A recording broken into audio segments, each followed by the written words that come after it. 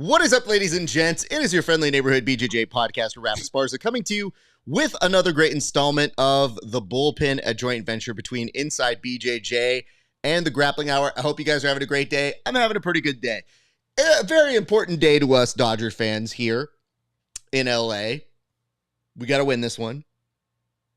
I feel a sense of nervousness amongst my fellow Angelinos here. And I just have to say this. Channel that nervousness into like one person that you can then turn into hate. For example, Ariel Helwani, noted Blue Jays fan. You are allowed to hate him right now because he is opening his mouth about the Dodgers and doing his weird, subtle shade, rage bait nonsense. So I say take that nervousness and be like, damn you, Ariel Helwani. Damn you straight to hell. Till the series is over. And then we will base it on a case-by-case basis, whether you ask the right questions or not. And we do have some notes, particularly on that interviewer. But why don't I go now to my friend, Tim Freeman, who is standing by and I'm sure has lots of thoughts. Tim, what is going on in your head? You know, Dodgers are down. The Blue Jays are playing pretty well. I've been watching the games. You know, it's a win-win for me either way. I don't want to see the Canadians win. So if the Dodgers win, it's like, good. Fuck you, Canada. Pardon my French. But, you know, it's French-Canadian. And then if the Dodgers lose, then it's like, I hate the Dodgers anyway. So it's actually pretty delightful to watch a sporting event where you are vested in both teams losing. You don't care who wins. You just want to see one of these crews lose. So definitely going to check that out tonight. I got to say this, though, man. As much as it hurts me to say, Ohtani, this guy's from like Tecmo Baseball. He is literally a video game character. His stats, the way he hits, the fact that he pitches. How did the Dodgers work this out? Is he the first AI character that they brought out of a video game into real life? This guy's amazing, man. What a great... Don't you dare say an ill word of that beautiful, beautiful man. Ohtani will solve all of the world's problems. I thought about this in these dark times that... We have this pure dude that after a marathon game of 18 innings, he, one, does his media obligations. So I don't want to hear this from any of you guys. It's like, going to do interviews is hard. Shut the fuck up. Ohtani showed up for his media obligations. And you know what he said? Hands folded. They're like, what do you want to do right now? What's going on in your head? He goes, I'm very tired and I would like to go home.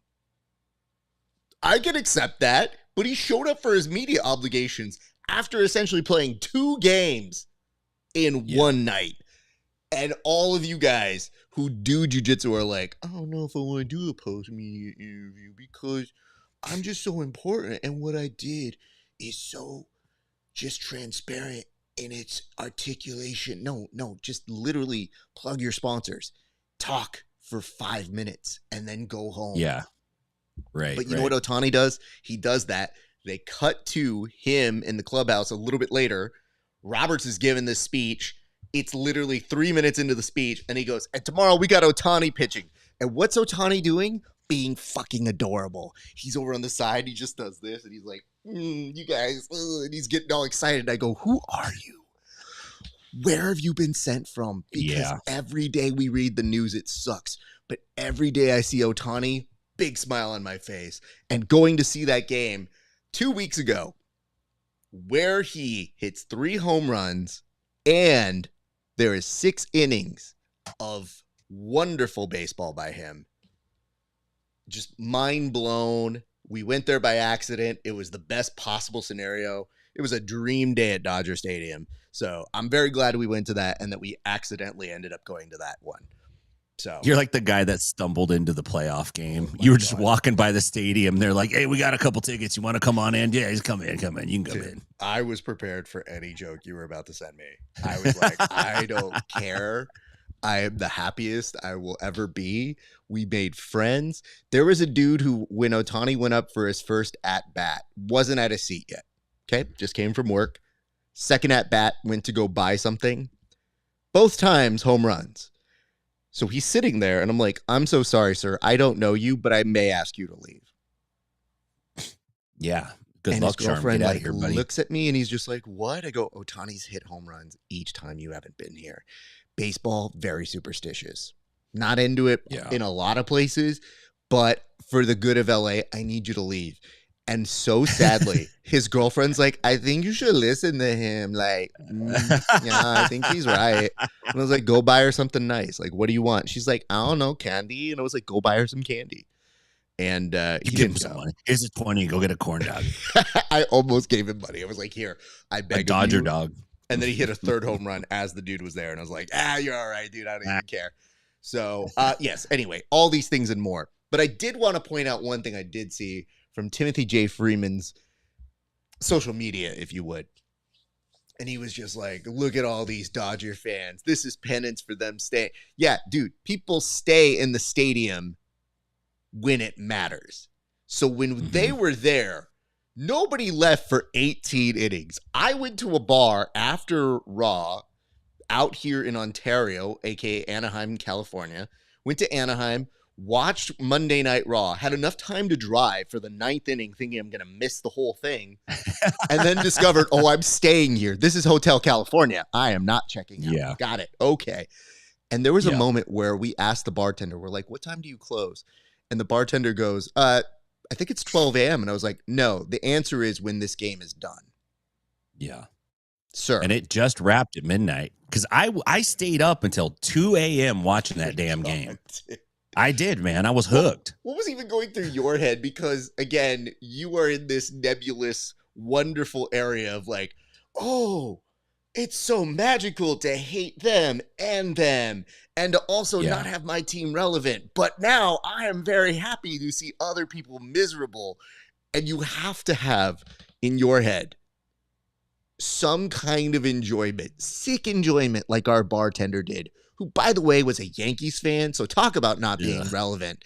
So this dude's just smiling. And after every catch where it looked like it was almost going to hit for a home run, he just looked at us and goes, let's do another inning. And I was like, I'm going to beat the fuck out of this dude. So what was going through your head, Tim? Pretty much the same thing. My sister's out on the West Coast. She's also a Giants fan like myself. And I was texting her, hey, you watching the game? Yes, this is crazy. And I texted, I hope this game goes 38 innings. Like, I hope it goes till like 5:30 in the morning. I hope it goes so long. They got to call it, restart it again tomorrow. I just want the Dodger fans to have to stay for the game. And I want it to be a really, really long, drawn out, arduous game. And 18 is a lot. That's a lot of innings, man. That's 2 games. It's a doubleheader, basically. It was a lot, dude. And I will tell you this before we get to the board. How do I put this story? My buddy was there. He got there before I did to the bar. And there was a woman who was talking his ear off. And I'm pretty good with people. So when I walked in, I immediately just go like, oh, hey, what's going on, man? And she's already trying to talk to me. And my buddy is zoned out, not listening to her at all. Like he had given her all the patience he had, which was only about 10 minutes, by the way. And so she's this know-it-all. She's saying shit. Like, she's on our team, but not on our team. If you've ever had those fans, that's not who you want to be around when things are really in the muck. So she's just like, I don't know. It doesn't look like we're going to do it. And it's like, you shut the fuck up, ma'am. So we're going to do it? Yeah. You know, we're very in the space of like, let's go.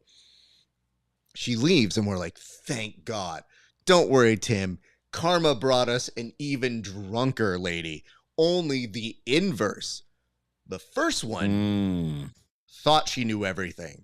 The second one couldn't be bothered to stop asking questions and just kept asking questions in a nasally voice, incredibly drunk, to the point where she's pissing off the bartender, questionably about to get kicked out. But Tim, the glorious moment that she had was she was so drunk that when she didn't see the ball game on the TVs. She's like, wait, why don't we have the ball games up? Why don't we have the ball games up? And they're like, ma'am, it went to commercial. And we had to explain what a commercial is to her. And here's the worst part, Tim. It was up the whole time. So I put a clip of that because I managed to get that on my phone magically, and I've never been happier. Oh, that's beautiful. It was great. All right, we have some stuff to talk about because we have been away for a minute, but it's important we go through this list of stuff. It does seem like there was a Who's Number One that did take place. I think it was last week. Congratulations are in order for Declan Moody, who was able to win the whole thing and did a Stone Cold double White Claw little drink thing. And I have to tell you, I'm severely concerned about his inside organs. Doing one White Claw, not the best for you. Doing two, and unlike Stone Cold, where you're just kind of letting some of it foam out, I think he was drinking a lot of it. So, Tim, tell us a little bit about what we need to know about Who's Number 130, sir.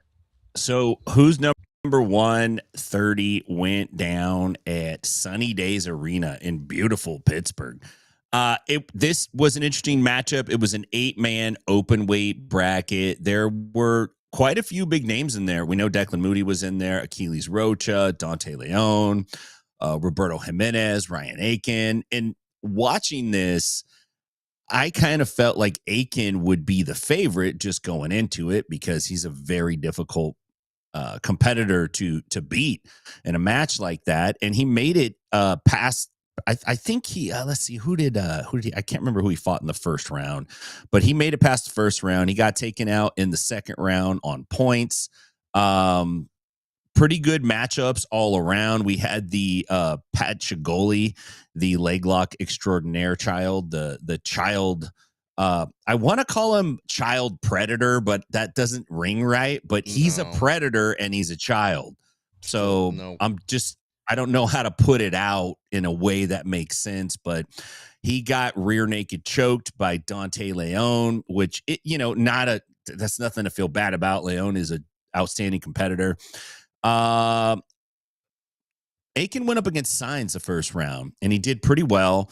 And in the second round, he lost on points to Moody. That's what it was, a decision. Another interesting thing happened. They had some super fights. Sarah Galval continues to wreck the ladies division, racking up wins. She got an armbar submission against Trinity Pune.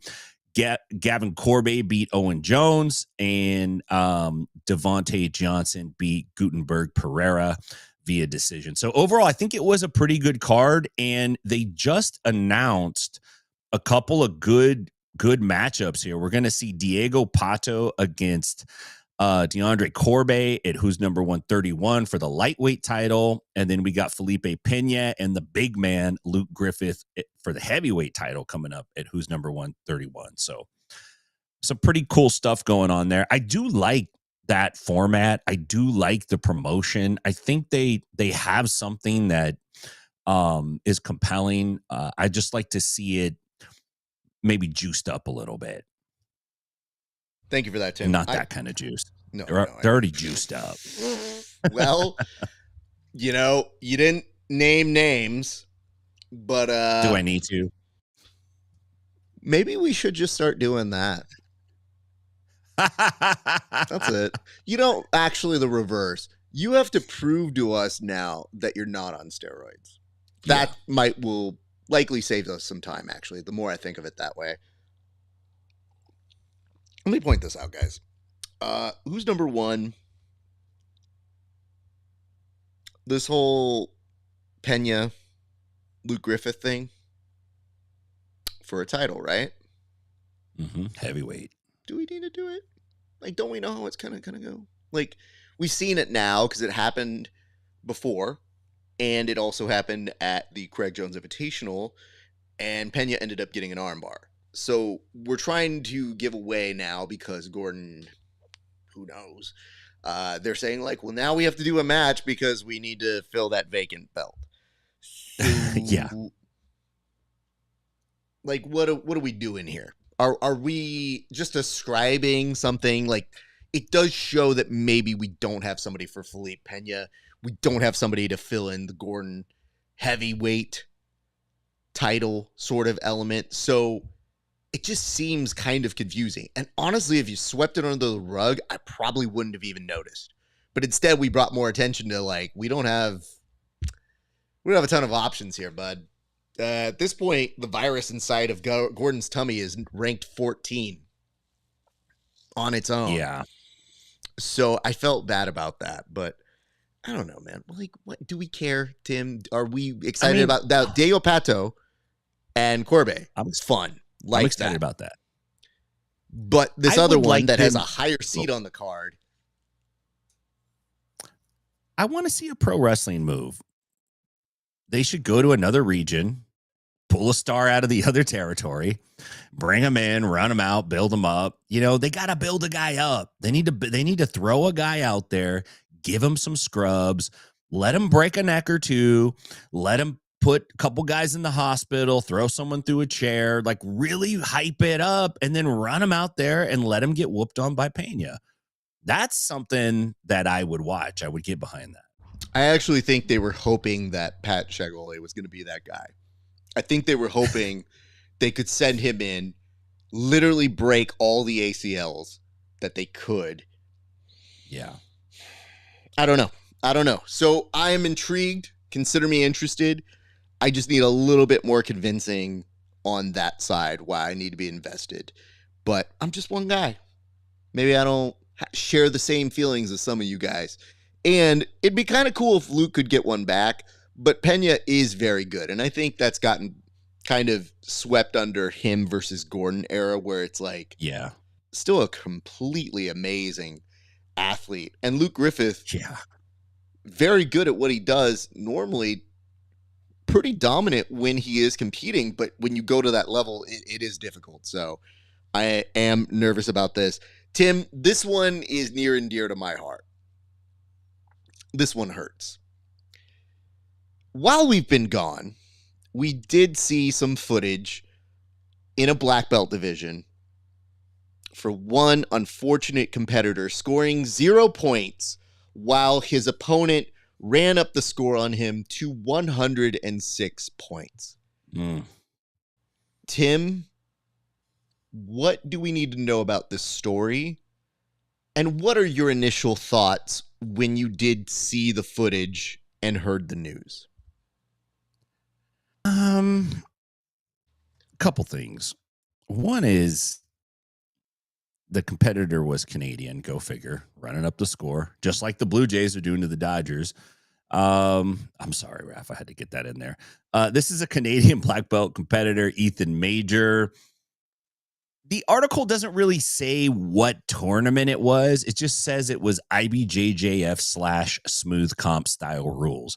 Now, he won 106-0. I watched the match. He did a bunch of cool stuff.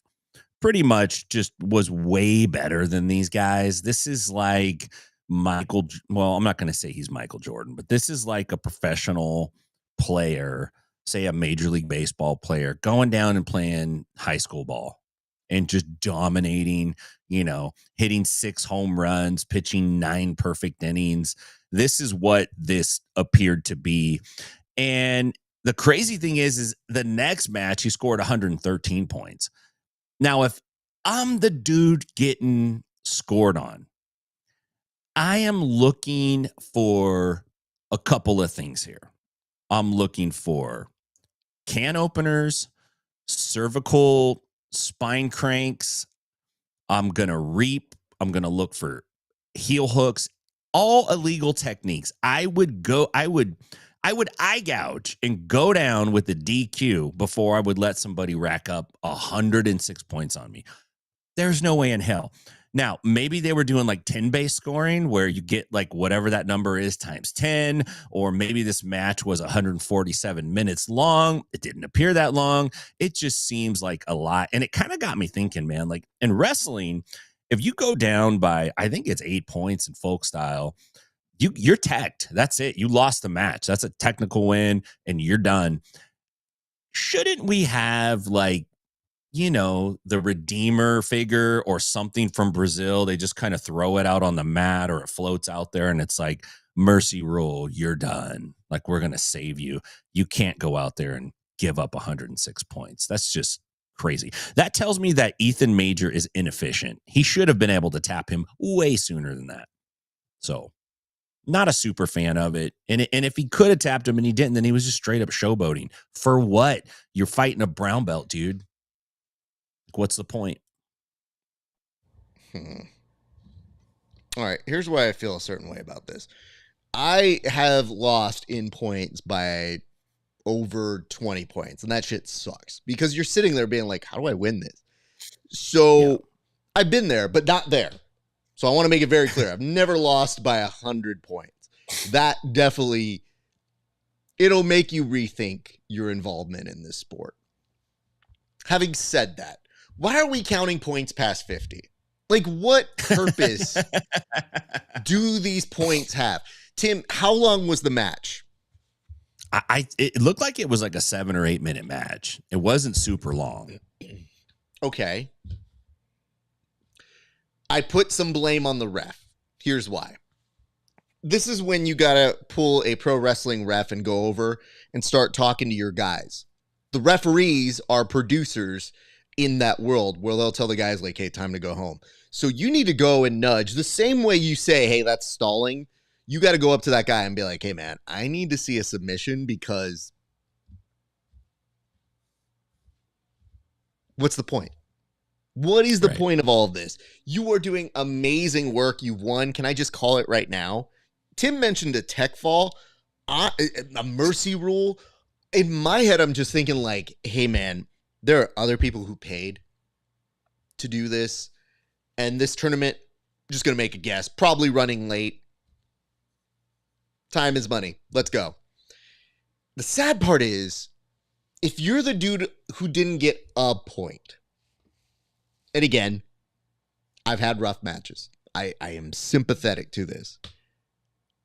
I want to say in a couple of those matches, I at least found some points. And I'll be honest, I found people who got points by accident because they were fucking up trying to get other points. I was like, well, I'm going to get the half guard here. So even there, sometimes you can do something, but this hurt the soul to see, Tim. But I feel like this dude who runs up 106, amazing. Congratulations. Maybe no tournaments for a year for you. That's the rule. That's what I'm going to put down. Because, oh no, Stacks Bundles. You were not there. Were you watching this? Hold on. Game changer in the audience. Stacks. What was the mood? What was the whole vibe of the tournament? How much were you guys talking about it? Because if I was there and I saw it live, there would have been 12 updates from me. Guaranteed. If that was my student, I would have done a run-in. 100%. I would have thrown a dirty sock onto the mat to kill the match. You're being a good instructor. You're distracting the ref at this point, being like, hey, come on over here. Ref, what's this? And they're like, what? And then they low blow and then they win. That's it. I just feel like 106 is the worst. And it says, so it's a mixed division. We got that part. It was a brown belt and a black belt. We got that. But what I'm looking for here, Stacks, thoughts, feelings, brown and black, interpretations. Lots of people upset. I would imagine so. Could you imagine it just like was another day at the office and nobody cared? They're just like, well, looks bad. All right, let's go to the next one. They're like, you sorry. So, Stacks, I'm giving you one last chance here to tell me some detail as a first person observer here that we can report to the people, because it's not often that we have a witness, a viewer, a spectator. You know him? You didn't lead with that? Okay. Wow. What do we need to wait? Did you talk to this guy? My words are jumbled because you didn't lead with I know him. What did he have to say afterwards?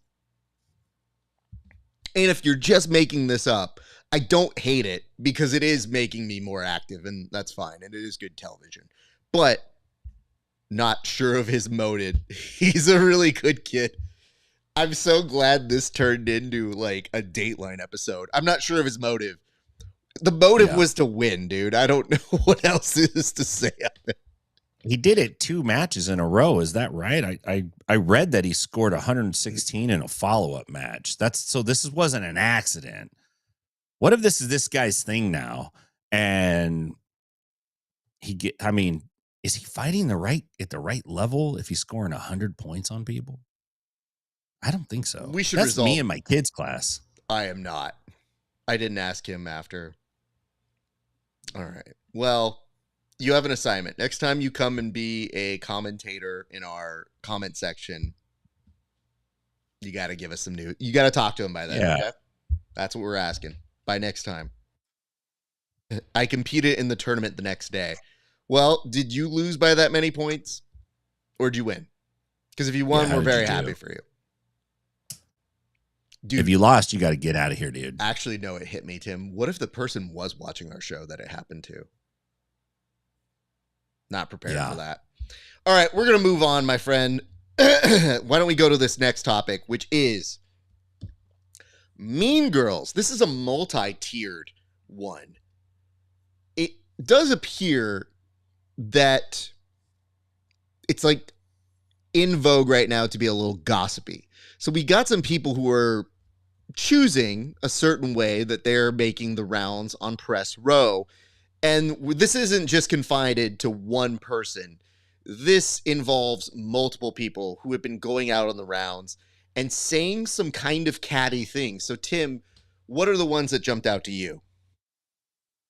Up here, and I decided, listen, I'm not giving Mikey Pastahead the top spot on the board. I'm not giving Moneyberg his own spot. From now on, for the time being, these guys are on restriction. They're out of control. So anything from Mikey, anything from Moneyberg, anything from DeBlas, it's going to the Mean Girls section. They get one section called Mean Girls, and all their shit goes in there. Essentially, Moneyberg is now miffed at Musumeci, and he has come out and said, "You betrayed our friendship," which I just find hilarious. I can't trust you. Because Musumeci started, I think, look, Musumeci doesn't like people to dislike him. That's what I really think. And I think he loves attention. He's got a taste of it and he really likes it. So he felt like he needed to come out, say something about Moneyberg, make sure everyone knows he's legit, that Musumeci's legit, not Moneyberg per se. And he said, nah, there's no way he could get his black belt that fast. There's no way he could do XYZ. And I guess that surprised Moneyberg. He couldn't believe it. So Moneyberg was upset. Moneyberg shared a text between himself and Jake Shields where he's asking Shields to set up a match for him. He says, please set it up. I'm literally being canceled. You're literally using the word literally wrong, but that's okay, Derek.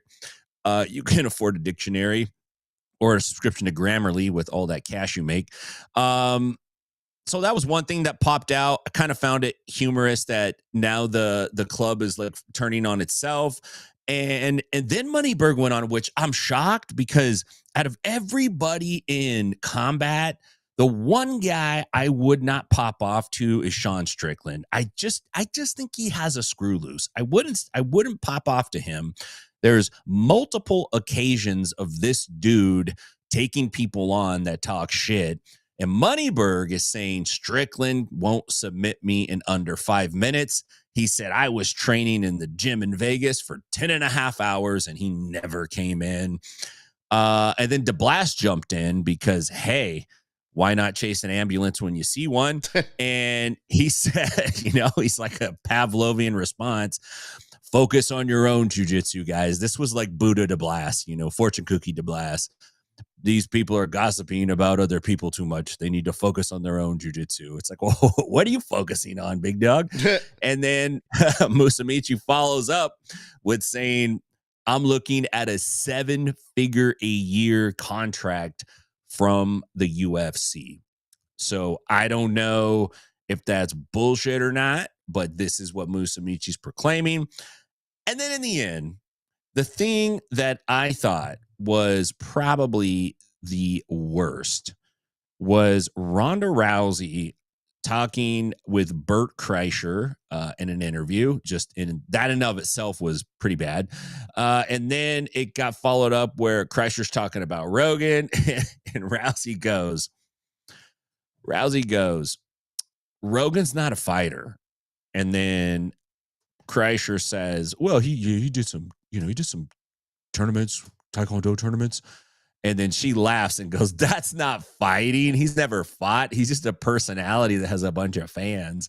And I was like, damn, that's salty. Joe Rogan literally cried when Ronda Rousey won the belt and said it was the greatest thing he'd ever seen. He was all up in his feels over that. And Rousey went Rousey on him. The gossip train keeps it a little bit exciting. Otherwise, it probably would be too boring, but I'd really like to see another name besides Moneyberg or Musumeci in the mix here. So I'm lumping them in. From now on, they are the Mean Girls, Ref. I can get behind that. Thank you for coining a new segment here, and a good way to kind of summarize all this. I have some thoughts. Okay, let's start off with the Moneyberg versus Mikey. I think where I fall here is as follows. Moneyberg is trying to gain steam by saying to, like, say, other people, guess what? Mikey Musumeci, he's not legit. You can't trust that guy. He's not a real friend. He came over and I gave him money to give me a private, and now he's turned against me. No loyalty there. Brother, if you give me a private, I'm loyal to you as long as the session goes. That's how privates work. Privates do not mean in perpetuity. Now, how much are you paying for this private? That's a great question. And it seems like a lot because you really have a lot of these guys come in to defend you when really we don't need to. So I get that.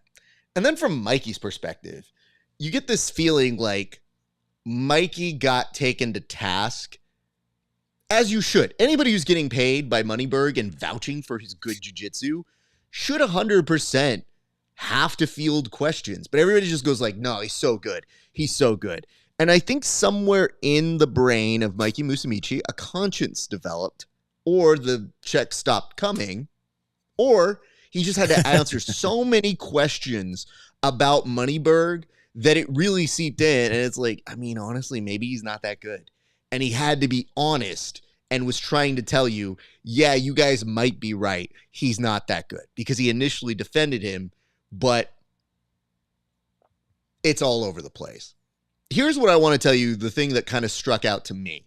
Moneyberg made an appearance on Ariel Helwani. I'm still trying not to watch it because I don't want to encourage these clips to happen.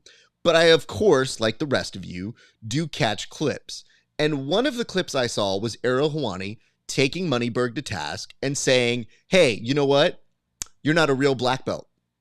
He's like, well, what do you mean? He's like, I've never seen you compete. So how do we know that's a real black belt? And honestly, it was kind of refreshing to see somebody talk to him like that, except for one thing. It was Ariel Helwani, who does not train. And you don't necessarily have to be somebody who competes to be a black belt. We encourage it. We say it is helpful. And yes, that's pretty cool. But when Ariel's sitting there trying to be tough guy on Moneyberg, I just thought, I don't want to watch this. I'm happy somebody is taking him to task. Yes, it's nice that he's being pressed. And yes, Ariel is taking the side of the internet that is very much like, hey, dude, you're not a part of this culture. You can pay for the culture, but that doesn't mean you're part of it. That part I understand, and I'm with him on. But when Ariel's like, nobody believes you. You're not a real fighter. You're not a real jiu-jitsu. You're not a real black belt. It's like, well, hey, I'm torn. Because I wish other black belts would say this to him that are on his payroll, but they won't say dick. even though many of them are very good at MMA and jiu-jitsu, and bank on that credibility. And just this week in the new Mean Girls category, Mark Zuckerberg, who Joe Rogan said was one of the best in the world, has to be a certified savage, was shown rolling with Alex Pereira in the world's slowest pace anybody has ever seen. So yes, we can be happy for people, and we can be happy that they're training, and we want them to understand the culture and be a part of it, and we should be welcoming, but we don't have to go out of our way to call them savages. Or, as seen in previous episodes, just find another fucking word, which is difficult for the Joe Rogan set. We'll come back to you in a second. But yes, I was torn when I saw Moneyberg versus Mikey Musumeci, because really, these are two people that I don't need to reference one another. I am good at them existing and being in different fields, but this is literally the dumbest possible conversation. And unfortunately, it gathers the most news. So I'm begging you guys, please stop looking at these videos of him. Please stop watching. It is the least you can do. It's literally the only thing I ask. Because anytime somebody sends me a Moneyberg clip, I'm like, I'm not watching this. No, I don't want to watch it. And him on Ariel just seemed like, what is he there to promote? There's not an event. Why is he even there? Yeah, like, why are you here? And then I think to myself, oh, to promote your legitimacy. Or, for Ariel's perspective, your news making, so we should talk to you. And then if you talk about this is the one thing I don't get, is that litigating these people who are just saying you might not be good at jiu-jitsu, you mean to tell me I can sue every person who thinks I suck at jiu-jitsu? Maybe that's how I make my money, like him. Yeah, now that we're thinking about that, that actually could be a very profitable thing for me. Larger point is this, though. Go ahead, Tim. No, go ahead. I don't want to interrupt you, buddy. You're good, you're good. The larger thing I want to take away, though, is, okay, Moneyberg says he's going to sue all these people, whatever. And I feel like some people have been silenced into not speaking out because, oh no, lawsuits. What are they saying that's inaccurate? And it's weird because it's trying to bait people and tell them that they're idiots. And then, oh, if you even talk back to me, well, then I'm going to sue you. But let's go to the real claim here that Moneyberg makes. It's not that he can beat any of these guys. It's that they can't submit them in 5 minutes. And you know what? Maybe if we're talking lawsuits, that's this guy's racket, because that is my superpower.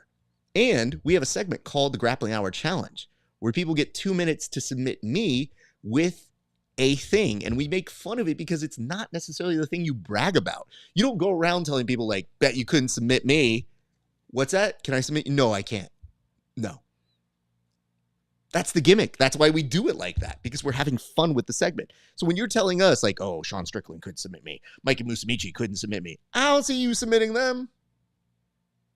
So therefore, we're just arguing the dumbest, weirdest aspect of jiu-jitsu, which is supposed to be about submitting other people. And as somebody whose main superpower is not getting submitted, yeah, I think it's kind of a fun gag, but it doesn't make you tough. It doesn't make you legit or not legit. It just is, hey, it is a weird party trick that you don't need to bank off of and make yourself seem like you're all that better than everybody else. Because in actuality, it is maybe the one thing that could make you super relatable is if you just admit, hey, I suck at jiu-jitsu. And I think if you started telling people you suck at jiu-jitsu, just like the rest of us, then I think you might have more people like you. But I don't think that's the point, because likability is not always profitable. Anyway, Tim, your thoughts? Yeah, no, Reed, if we could get some funding, we could take up the lawsuit and we could have an opportunity in a court of law to get a ruling that Derek Moneyberg does indeed suck.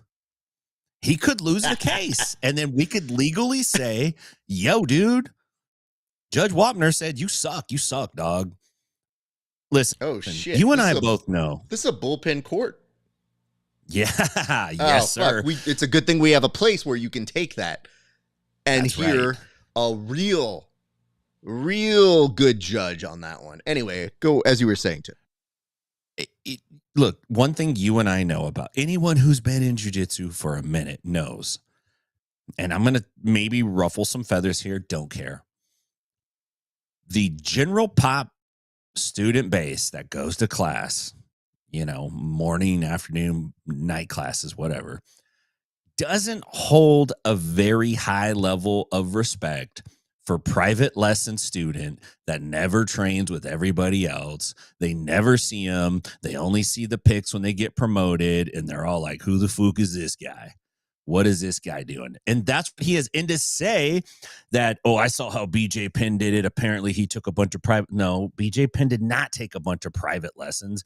BJ Penn was a goddamn savant. He trained his ass off. He trained all over Northern California, went back to Hawaii, was already a savage, trained with Keenan Cornelius' dad. BJ put work in. He went down to Brazil and won the Mundials. To even use him as a comparison for your lame ass origin story is stupid. It's just stupid, man. But I do like the fact that he told Henry Cejudo that he likes to keep his body fat percentage between 7 and 12%. Cejudo just gave a look like, oh my God, okay. Now that I will take you to court on. You are not 7% body fat. All right, let's go back to Joe Rogan here while we got a second. Okay, so Ronda Rousey goes on, makes a claim that MMA fans don't treat their legends well. That's true. I do believe that. Here's where things get murky. People have feelings about Ronda Rousey. They have. They always have. Undeniable that she got women into the sport. Dana was very clear that wasn't going to happen. She has a place here. Now, what kind of place depends on who you ask. Because when she was fighting, a lot of the current consensus is she didn't have the roster that they currently have. So she just basically beat up some tomato cans when she was coming up. Do you say the same about Chuck Liddell? Do you say the same about Ken Shamrock? About Hoist Gracie? Not really. But, okay, so we can see that the audience sometimes has it out for you. And if anything, usually when you're a person putting the foundation there, yeah, there's going to be some people that maybe aren't the greatest of all time, but you can't deny the fact she was first and a groundbreaking fighter for the organization. All right, that much is what we can say. Granted, was she very good at rage baiting people into buying her pay-per-views? Absolutely. Did she talk trash? Yes. Did she walk away in a very bad way from the sport? Yes. Because when she walked away and got beat, it wasn't like, damn, I got beat. She was so much better than me. Ronda went into a very protective shell and almost didn't take it on in an emotionally good way. And that was very transparent to the fans when it was just like, hey, you don't have to fight forever. But when she was just like, oh, I mean, if I just correct some things, I'll be the best fighter of all time and I can come back and I can do this. It's kind of like a weird, it almost sounds delusional to fans, and it's hard to reconcile those two things. Going after Joe Rogan, you're right. Joe is a big fan of hers. Famously would say he thought maybe she could, or at least brought up the idea. I don't know what his true feelings were, that she might be decent enough to fight a Floyd Mayweather or entertain that conversation on his show. I mean, that's silly. But at the time, fun to entertain because we're bored as fuck and we didn't have as much shit to talk about. Yeah. The hard part with Joe is this. Joe is, in the same way that Ronda is a pioneer, he is a pioneer in MMA. So he is almost a victim of his own success in the way that she is. So you can't bypass that. But now that she's going against him, I don't think it's him. I think it's the fans. I think the Joe Rogan fans are more the issue because they're the ones that have entertained conversations on the show where it's like, yeah, she's a joke now. And I think that fan base is more of who she has problems with, because I think Joe would be the first to say, yeah, she fucking was a pioneer. She made it happen. I think I give him that much credit. Now, calling him out because he didn't have actual fights and Taekwondo fighting, it's kind of silly. Wish you could be like, oh, John Addix never fought. fuck that guy. Like, Yeah. I think Neither is Greg that's Jackson. the part that she does lose me on. But it's all in the Ronda, like, she's evoking something out of you, and sometimes it makes you mad. It's in the same region. So I think her in the Mean Girl segment does check out. But my initial thought when she was like, oh, the MMA fan base has never treated me well, I was like, yeah, I can see that. That makes sense. But I don't know that she's ever tried to be beloved in that way. And I think she might have also rubbed some people wrong in the WWE as well. So that base carried over, and her creative control that she had for it and all that sort of stuff. I don't know that she did herself a ton of favors in that aspect. But for what she is, I have respect for her. I just feel like it's sometimes hard to watch people go, why do you guys hate me? And it's like, have you ever tried not to be hated? Yeah. Am I confused here? Exactly. Yeah. All right. Just a little prickly. She is. Tim, I think it's time to move on to our next segment, a happier segment. One that we are very, very proud to announce. Does look like season 9 is already getting underway for the PGF. Tim, we have some dates now. I mean, this is happening very fast.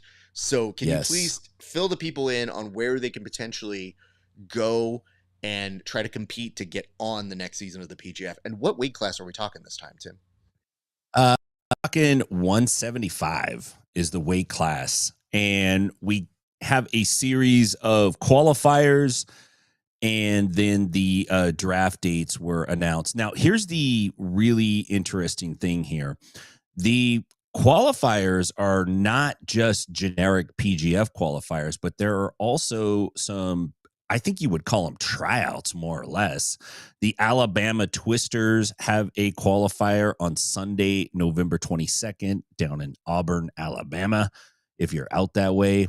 And then we also have a open, just a normal PGF qualifier that's going to be up in Gatlinburg out in Tennessee. I may or may not go to that, depending on weather. And then we have a PGF Open, which apparently is going to be like a tournament, I'm thinking, and a qualifier in Pasadena on December 13th. That's out at 10th Planet Pasadena.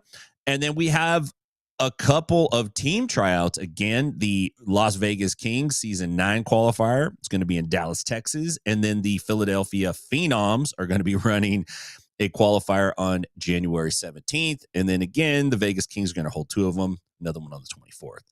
And then, so that kind of wraps up the qualifier. So there's a lot of opportunity there. Like if you're an athlete and you're trying to get on to one of these cards, you got to show up to these qualifiers. You don't have to win. You just have to bring it.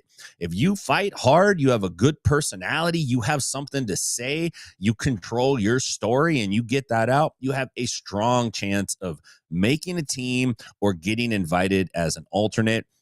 The other 2 important dates are draft day was announced. So the season 9 draft is going to be February 4th in Las Vegas, with the opening day following on March 4th in Las Vegas. So yeah, man, it's underway, dude. It's right around the corner. So here we go, baby. It's time to ramp up. I got to get a thicker gold chain this time.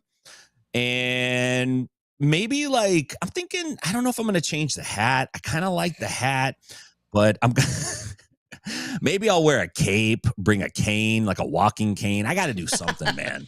I need another affectation. You know, I gotta show up in a very strong way, but I'm really looking forward to it. 75 is going to be very exciting. That's a tough division. You got guys that can, you got some guys that are really fast and really strong. So that'll be a good bracket to watch. Tim's gonna show up this next time with the scarf. Just what's and new? ask God. What scarf? Oh no, I've been wearing this for a long time. You guys just aren't very fashion forward, I guess. I have to tell you, Tim, even wearing a hat for an episode is always like an adjustment for me, because I'm like, how do I like wearing this? Do I go low, like a true right? Like I feel if you don't see my eyebrows, that I truly do fit in with like 90% of the audience that you would see at Dodger Stadium. Like brown guy, blue hat. And see, look, it can't even focus in on my face. It doesn't know where my face begins. See, a little bit of eyebrow, but do I cork it up? It's very confusing to me, so I don't know how you do it all the time. Yeah. God bless. My hat, it jumps around. It jumps around depending on the mood. You saying this literally has already brought a triggered response by me, but like, February? We're already back? I know. I caught that. I caught that in your demeanor when I said February. There was like this very low sonar that I picked up on, and it was like a RAF grumble. I barely recovered from the last season. So yeah. I guess if that's the case, that means we're probably looking at about March, April after that draft that we're really starting off this shindig. So, hey, listen, Tim brought up a good point to you goons. If you ever bitch about not being considered, you have to show up. You can't sit there and wait on an invite. That's not how these things work. Think of it like ADCC. You have some major names in less than 2 weeks that are going to show up in where? New Jersey? Where is it? Is it Florida, New Jersey? Where are trials this year, Tim? Oh, boy. ADCC trials? What other trials are we talking about here? ADCC, let's look it up. Let's figure this out. Could be the Moneyberg trials. I don't know. By the way, if he just wanted to host his own thing, he has the money. He could host his own, unless he's the anonymous donor, but he could host his own jiu-jitsu tournament and people would love him. Where is it? It's in Florida. Orlando, Florida. Okay. Yeah. So in 2 weeks, people will actually go to Florida. Nobody wants to go to Florida, but they will go to Florida for these trials. And guess what's going to happen? They don't assume they're in the big dance. You have to do the same thing with the PGF now, because don't be surprised if some of the people who win those trials also somehow manage to get invites to be on the big show. And it's worth noting that they're doing this earlier in the year because they know a lot of people are likely going to be on their track to going to ADCC. And that doesn't even include the fact that, yes, next year there's going to be a Craig Jones Invitational as well. So there are big opportunities for our athletes. This is one of them. Do not bypass this because those slots are going to become sacred. And even if you don't get a slot, as we've seen, especially this year, alternates can get on and they can be in consideration, not only to win with the team, but the whole thing itself in the playoffs. So all of that stems from you showing up. Don't ask me how you get on. Don't ask me to put you up for the consideration. Literally go and do that, because I cannot tell you, Tim, how many times people go, hey, why don't you consider me for this? And I was like, show up. Yeah, but why don't you just consider me for this? Show up. That's it. So we have that. Let's press on with our next topic, which is that of a freestyle topic. Does look like the RAF, the Royal American Freestyle Association, did put up a banger of a match that does involve, I mean, it's impressive because Michael Chandler has been unemployed for a minute. Granted, he's still employed by the UFC, but like, what has he been doing? You know what I'm saying? So Chandler's involved. He's got a hell of a match. I really do like that they have paired him up with somebody who also can do something incredibly entertaining. And I'm very excited to see this take place with Chad Mendes. So what can you tell us about the upcoming RAF organization here? RAF. Well, you know, Hulk Hogan was a part of it. R.E. Hulkster. Now I guess it's just Eric Bischoff. Bischoff has been, you know, of course, from the WCW pro wrestling promoter. He pulled in Chael Sonnen. He said, Chael is going to be our Joe Rogan, which I always think it's funny when people do that. Oh, he's our Joe Rogan. But Real American Freestyle, they just had an event at Bryce Jordan Center in Pennsylvania, October 25th. And they some names you might recognize. Pat Downey was on the card, Olympic gold medalist Helen Morales, and then also Kyle Dake, who I believe is also an Olympian medalist. I don't know if he won the gold though. So freestyle wrestling, a little different than folk style in that, you know, you get more points for the big slams. You can accumulate points for turning somebody. So you'll see guys do a leg ride, or in jujitsu, we call it a truck or a truck variation, and they will roll up, dude, 8 or 9 times in a row. You rack up 9 points, you get 10 points, you win. You get points for pushing people out of bounds. So it's a more exciting style to watch than, say, high school wrestling, which is folk style. It's a little different. And they have a good product. They're on Fox. When I watched it, it has the right blend of pro wrestling vibe and feel that we're kind of missing in the jiu-jitsu world. And I fired some texts off to some of my guys that I know that are in this business, and I'm like, this is good. Like, there's some things in here y'all should be looking at. So they did a nice job. Holly Holm was on one of the recent cards. So they're getting some big names in here, which I'm interested in seeing. But I definitely want to see Michael Chandler and Chad Mendes. These are two guys that have wrestling backgrounds. They came into MMA kind of known as wrestlers. They have great wrestling chops. They have a lot in the tank yet. But look, here's the reality. You can only get hit in the head so many times before your head's just like a fucking aluminum garbage can with a bunch of dents in it. It just doesn't work. You can't keep doing that, but you can always wrestle. So I'm excited to see these guys. Any kind of grappling that gets put on a high level where a lot of people can watch it, I feel like is good for jiu-jitsu. And I'm saying, look, if freestyle wrestling can get on Fox, there is absolutely zero reason why submission grappling can't be there as well. It's just not being looked at or perceived in the right way, or perhaps presented in the right way. But it does give me hope. This event is coming up in November. I don't know if I have the exact date. I don't think. Oh yeah, November 29th. Real American Freestyle. So check it out. I think it's dope, man. I'm going to definitely watch the next card, see what it's all about. So I'm excited to see it. And, you know, I think Chandler Mendes is going to be a good name draw that can get some people to tune in and watch. Speak of the devil, Tim, that little promo that you put up a little bit earlier, none other than Chad Mendes himself liked it. So kudos on that. I tagged everybody. I'm like, you know what? I couldn't tag Moneyberg because, I'm too important to be tagged. I don't want my feelings to get hurt. Get out of here. All he's doing is saving you a lawsuit, Tim. So thank him, please. Here's what I want to say. There's been talk of Michael Chandler doing WWE. That's not the wrestling I want him to do. I am not interested.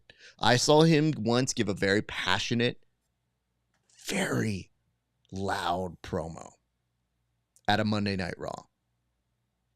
No, thank you, sir. However, Real American Freestyle, welcome home. That's great. You did mention this, though, Tim. You did say, what is keeping us from getting those deals? Well, one, wrestling has had a very prominent spot, even if it's not always like marketed as this giant sport. It has history.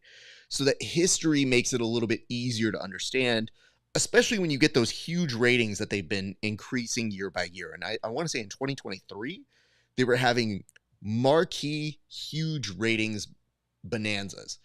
So that's part one. Part two, Eric Bischoff was very, very effective when he was in the Wrestling Wars in the 90s.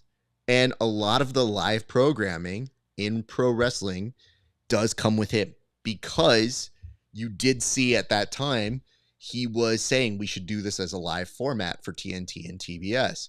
And Vince wasn't as concerned with that with Raw at the time. You know, he was like, let's just tape it and put it up later. So that was that. And I do love this. Egg. Damn it, I missed the PGF 9 segment live.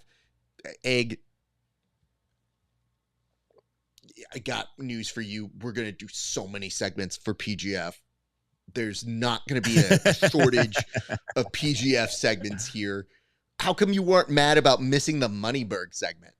How come you're not mad about missing the Mean Girl segment? The Mean Girl segment, probably the part of the show. Hasn't finished yet. We'll get to a fight of the week here in a second.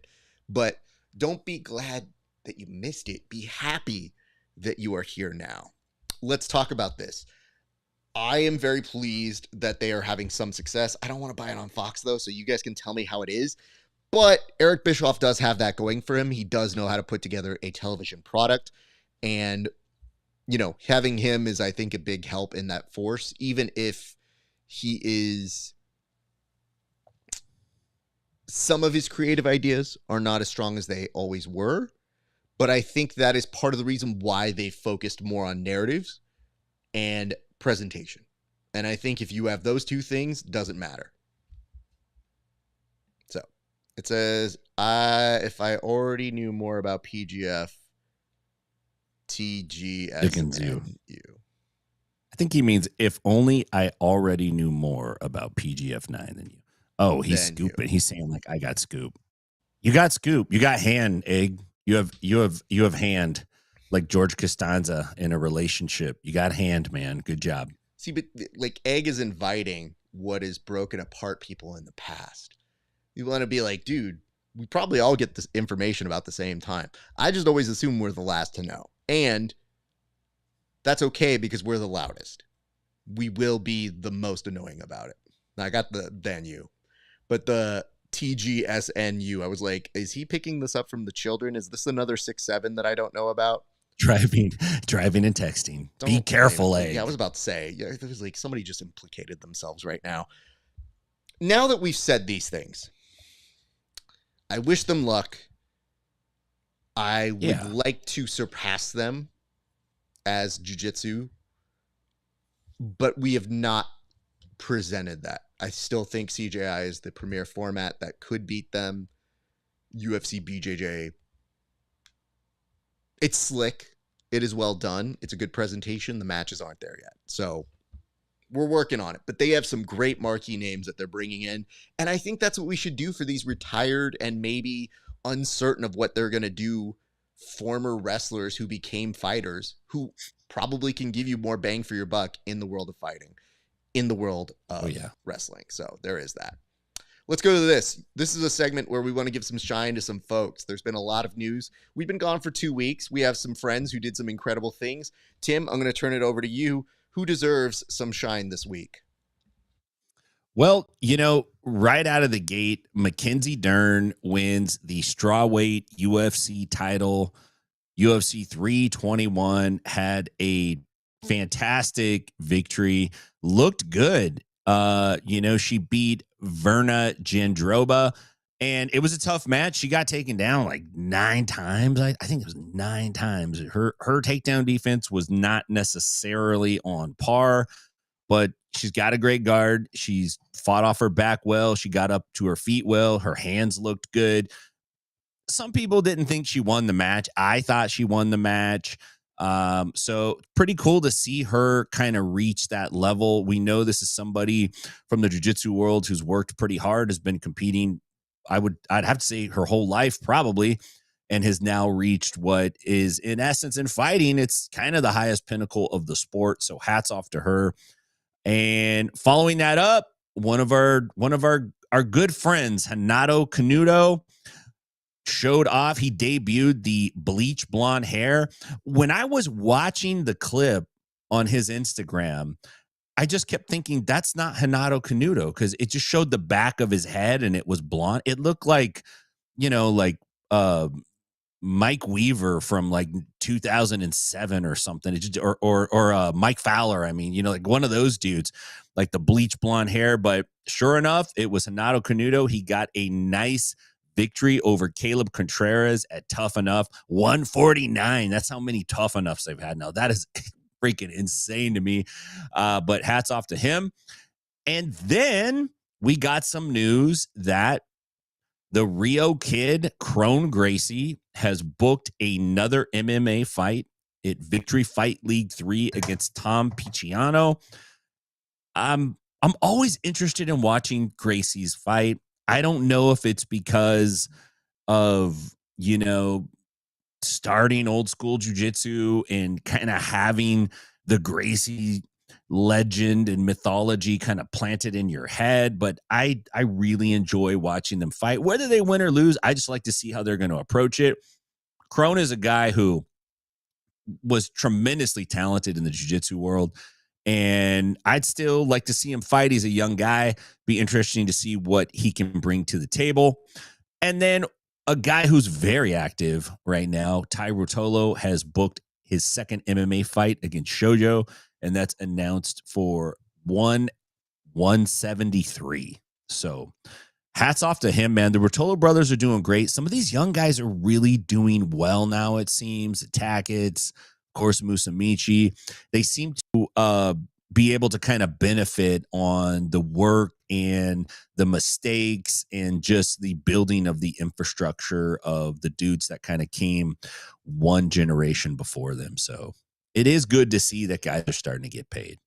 Agreed. Just want to throw some love out there, man. Well, that's very nice of you. And Mackenzie Dern, former guest of mine, I'm assuming yours as well.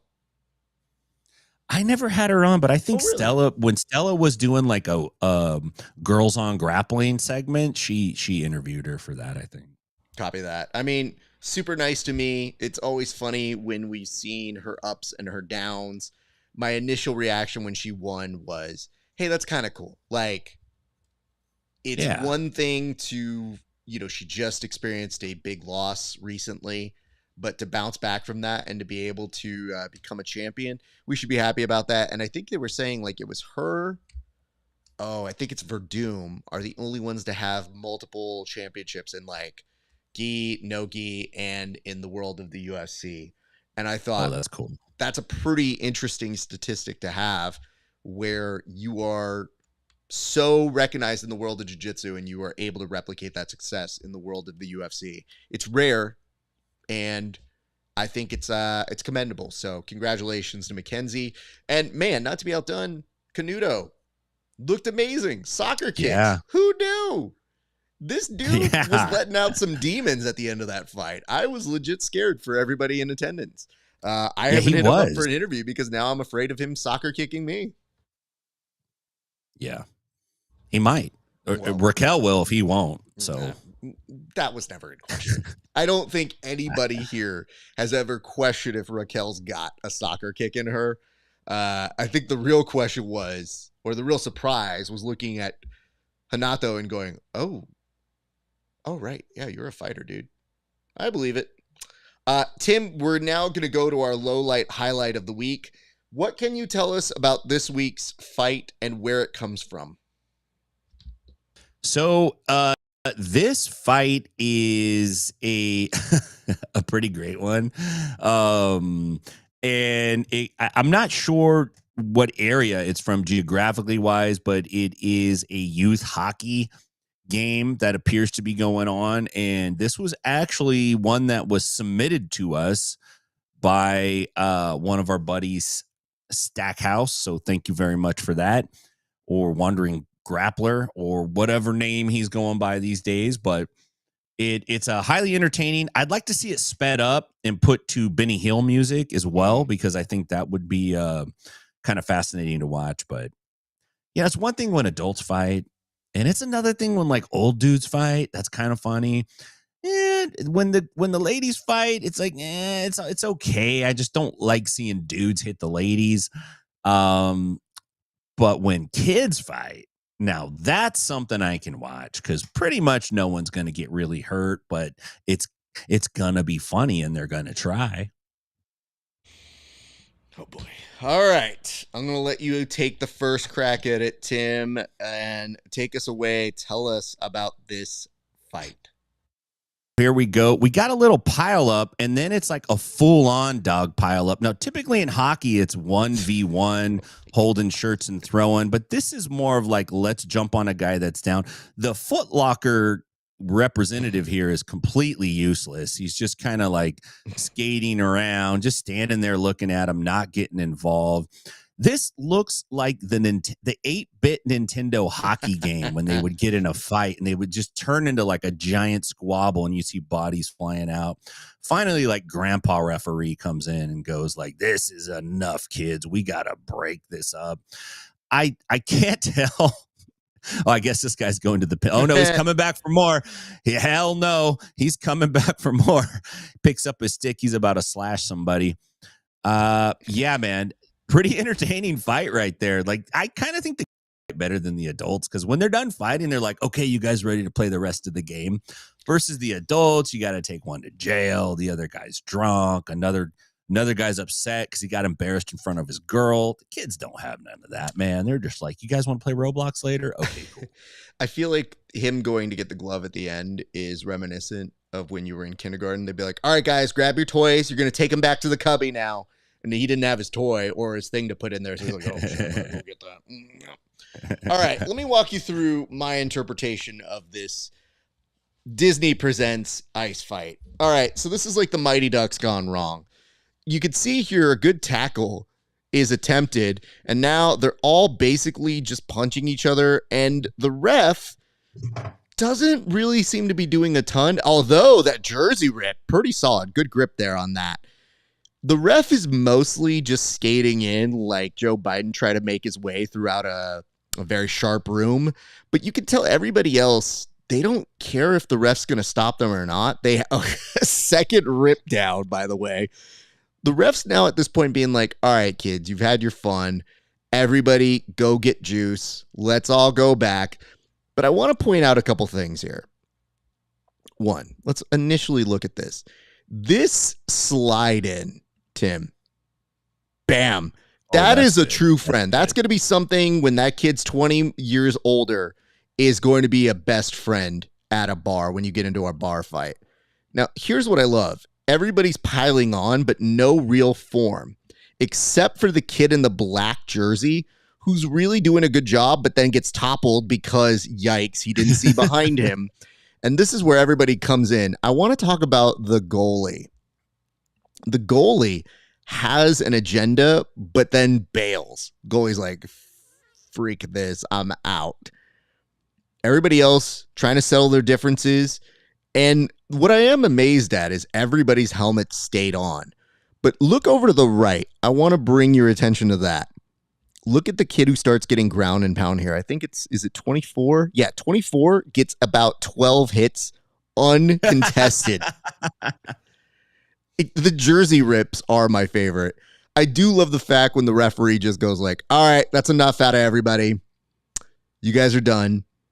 But this is the true moment of anger here, Tim. And you as a parent, I'm sure have seen this at some point.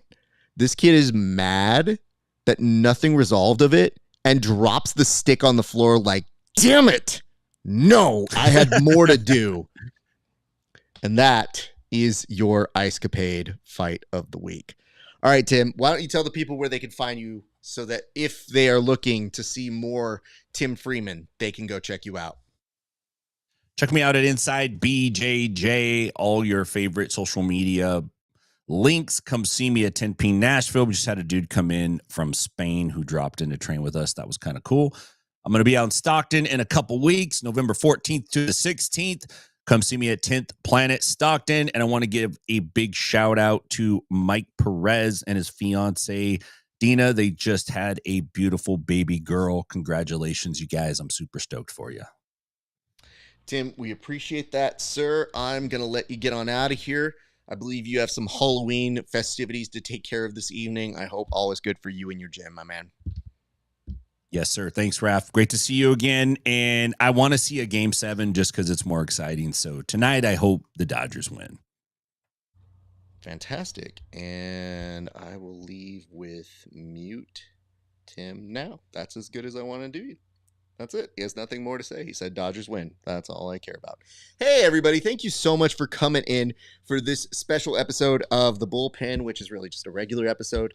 Just a fancier way of saying it. We appreciate you guys for dropping in, saying hello. If you like it, like, comment, and share wherever you are watching this. Become a subscriber if you're watching on the Grappling Hour or at Inside BJJ. For Tim, we got plenty of content coming up. Lots of interviews about to make their way out for those of you who are fans of the Grappling Hour. A lot of local talent that you really need to find out more about. A lot of gentlemen who we've had the honor of rolling with and getting to chat with afterwards. So check those interviews coming out very shortly. And then that's about it. You're going to see Subversive coming up in about 3 weeks. Your boy's producing that one again. It's going to be the last card of the year. And then the next day, we've got Wild Style, which is our kids program. So get involved, get ready. and hit your boy up if you have any questions on any of those.